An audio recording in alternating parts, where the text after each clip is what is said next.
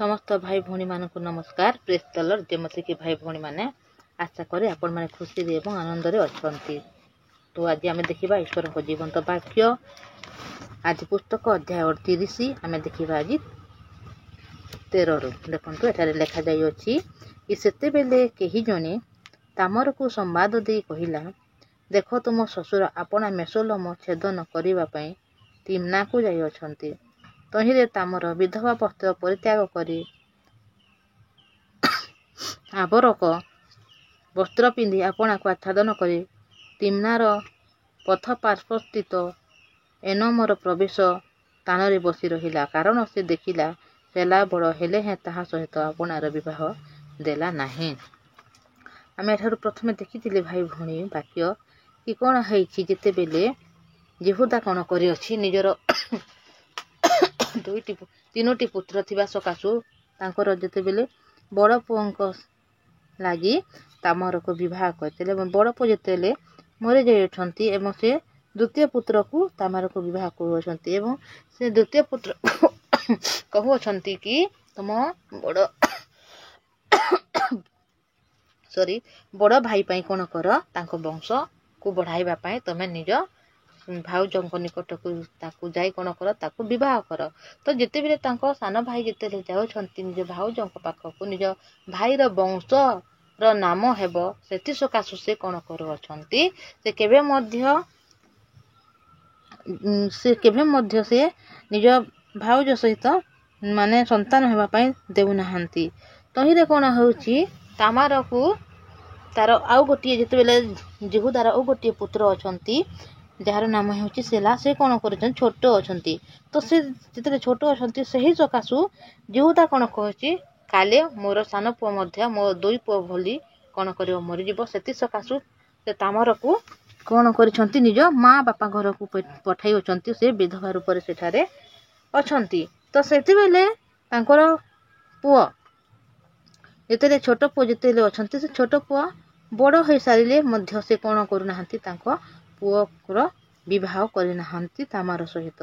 सेति सकाशु कोन होची एठारे जेते बेले तामर संवाद पाउछंती कि तांको ससुर मेसोलम छेदन करबा पई तिम्ना को जाउ अछंती। तहिरे तामर विधवा वस्त्र परित्याग करू अछंती एवं से आवरक वस्त्र पिंधि आपना को आच्छादन करी तिम्नार पथ पार्श्व स्थित एनम रो प्रवेश स्थान रे बसी रही अछंती, कारण से देखि अछंती सेला बड़ हेले हे से कोन करूछंती ताहाकू विवाह करबा को देउ नांती। सेते बेले यहूदा ताकू देखि बेश्या ज्ञान करला, कारण से मुख आच्छादन करथिले। सेते बेले यहूदा कोन सेते बेले यहूदा कोन करू अछंती गोटी बेश्या ठारे अछि से आ भाबी कोन करू अछंती तांको पाखकू जाउ अछंती, कारण तामर निज मुख को आच्छादन करि अछंती। एथि निमंत से पथ पार्श्व रे ताहा निकट को जाई पुत्र पद को चिन्हि न पारि कहिला, निवेदन करू अछि तुम तो कति की मते जीवा को दियो।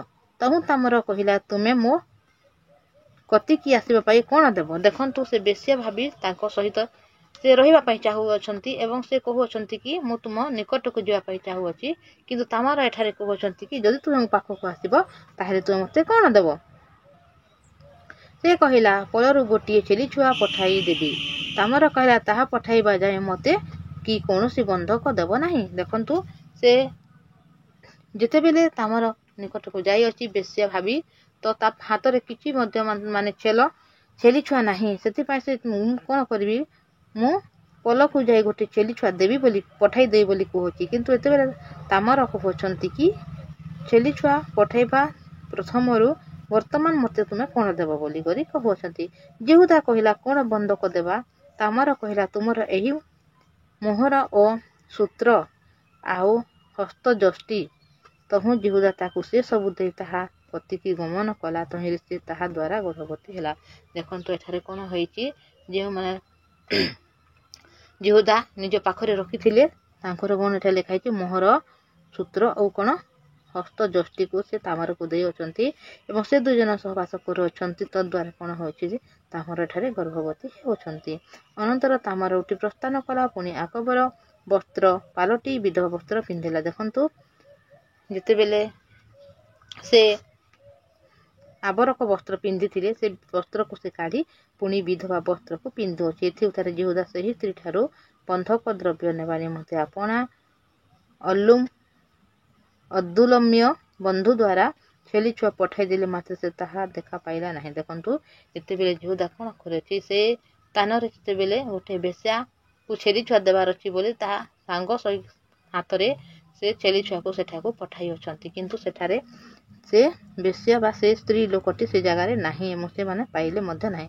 ଏଣୁ ସେଠା ଲୋକମାନଙ୍କୁ ପଚାରିଲା, ଏନମ୍ ପଥ ପାର୍ଶ୍ୱରେ ଯେଉଁ ମାହାରି ଥିଲା ସେ କାହିଁ? ସେମାନେ କହିଲେ, ଏଠାରେ କୌଣସି ମାହାରି ରହେ ନାହିଁ। ଦେଖନ୍ତୁ ସେମାନେ ଏଠାରେ ପଚରା ଉଚରା ମଧ୍ୟ କରୁଅଛନ୍ତି କି ଏଠାରେ ଯେଉଁ ମାହାରି ଥିଲା ସେ କୁଆଡ଼େ, କିନ୍ତୁ ସେମାନେ କହୁଛନ୍ତି କି ଏଠାରେ କୌଣସି ମାହାରି ରହନ୍ତି ନାହିଁ। ଅନନ୍ତର ଯିହୁଦା ନିକଟକୁ ଫେରିଯାଇ କହିଲା, ମୁଁ ତାହାର ଦେଖା ପାଇଲି ନାହିଁ। ଆଉ ସେଠାରେ ଲୋକମାନେ ମଧ୍ୟ କହିଲେ, ଏ ସ୍ଥାନରେ କୌଣସି ମାହାରି ରହେ ନାହିଁ।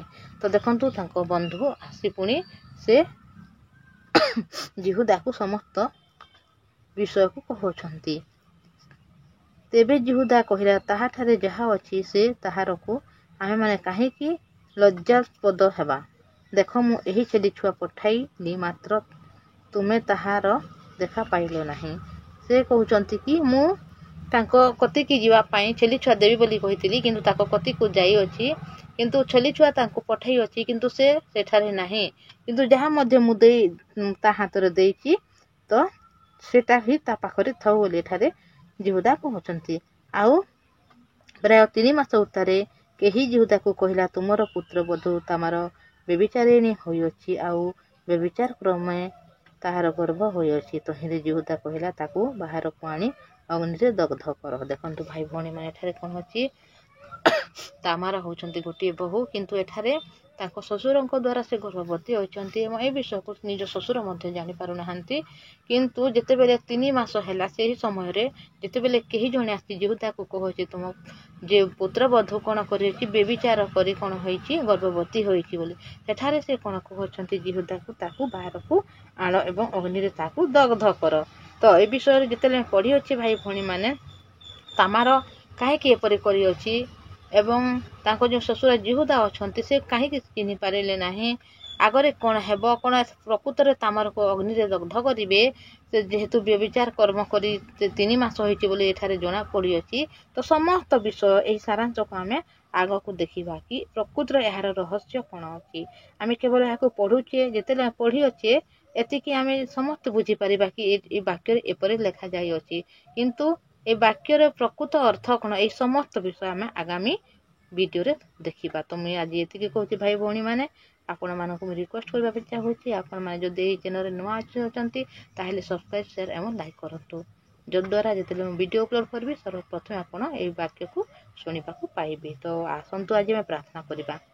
ପବିତ୍ର ପରମେଶ୍ୱର ପିତା, ଧନ୍ୟବାଦ, ତୁମରି ଦୟା କରୁଣା ପାଇଁ ଧନ୍ୟବାଦ ଦେଉଛି ପ୍ରଭୁ। ତୁମେ ଆଶୀର୍ବାଦ, ଅନୁଗ୍ରହ, ଦୟା ଦେଇଅଛ ପିତା, ତୁମରି ଜୀବନ୍ତ ବାକ୍ୟରେ ପିତା ସେହି ସତ୍ୟକୁ ତୁମେ ପିତା ପରମେଶ୍ୱର ସମସ୍ତ ମଣିଷ ସାମ୍ନାରେ ପ୍ରକାଶିତ କରିବା ପାଇଁ ଚାହୁଁଛ, ଯାହା ସତ୍ୟ ଅଟେ ପ୍ରଭୁ, କାରଣ ତୁମେ ସତ୍ୟ, ପଥ ଏବଂ ଜୀବନ୍ତ ଅଟ। ପବିତ୍ର ପରମେଶ୍ୱର ପିତା, ତୁମେ ଯେପରି ପିତା ତୁମରି ଲୋକମାନଙ୍କୁ ସେ ସତ୍ୟତା ବିଷୟରେ ତୁମେ ଜଣାଇବା ପାଇଁ ଚାହୁଁଛ ପ୍ରଭୁ, ଧନ୍ୟବାଦ। ଆମ ଭାଇ ଭଉଣୀମାନେ ଯେତେବେଳେ ବାକ୍ୟ ଶୁଣୁଛନ୍ତି, ଆଶୀର୍ବାଦ, ଅନୁଗ୍ରହ କର, ଦୟା କର, ଯେପରି ବୁଝିବାକୁ ପାରିବେ, ତାଙ୍କ ହୃଦୟ ମନକୁ ଖୋଲ ପ୍ରଭୁ, ଓ ସବୁଦିନ ତୁମର ନିକଟକୁ ଆସିବାକୁ ପାରିବେ ସାହାଯ୍ୟ କର। ଏମାନଙ୍କର ସମସ୍ତ କାର୍ଯ୍ୟରେ ତୁମେ ସଫଳ କର ପ୍ରଭୁ, କର ଚାକିରି କ୍ଷେତ୍ରରେ, ପଢ଼ା ଲେଖା କ୍ଷେତ୍ରରେ ପିତା ପରମେଶ୍ୱରଙ୍କ ପରିବାରର ଫାଇନାନ୍ସିର ସମସ୍ୟା ସବୁ ବିଷୟରେ ତୁମେ ଆଶୀର୍ବାଦ କର, ସବୁ ବିଷୟରେ ଏମାନଙ୍କୁ ତୁମେ ବିଜୟୀ କର ପ୍ରଭୁ। ତୁମେ ଆଶୀର୍ବାଦ କର, ଅନୁଗ୍ରହ ଦେଇଅଛ, ଧନ୍ୟବାଦ ପ୍ରଭୁ। ଜୀବନ୍ତ ବାକ୍ୟ ପ୍ରତିଦିନ ଯେପରି ଶୁଣିବେ ସେମାନଙ୍କ ହୃଦୟ ମନକୁ ବନାଅ। ଏ ପରିବାର ପ୍ରତ୍ୟେକ ସଦସ୍ୟକୁ ଆଶୀର୍ବାଦ କର, ଯେଉଁମାନେ ରୋଗ ଦୁଃଖରେ ପୀଡ଼ିତ ସୁସ୍ଥତା ଦିଅ। ପବିତ୍ର ପରମେଶ୍ୱର ପିତା, ଏମାନଙ୍କୁ ତୁମେ ୟୁଜ୍ କର ପ୍ରଭୁ, ଏମାନଙ୍କ ହିସାବରେ ପିତା ପରମେଶ୍ୱର ତୁମେ ଅବ୍ରାହମ ପରି ଏମାନଙ୍କୁ ଆଶୀର୍ବାଦ କର। ଏମାନଙ୍କ ଦ୍ୱାରା ତୁମେ କାର୍ଯ୍ୟ କରିବା ପାଇଁ ଚାହୁଁଛ, ଧନ୍ୟବାଦ। ପ୍ରତ୍ୟେକ ଗୌରବ ତୁମକୁ ଦେଇ ଯୀଶୁଙ୍କ ନାମରେ ମାଗୁଅଛି, ଆମେନ୍।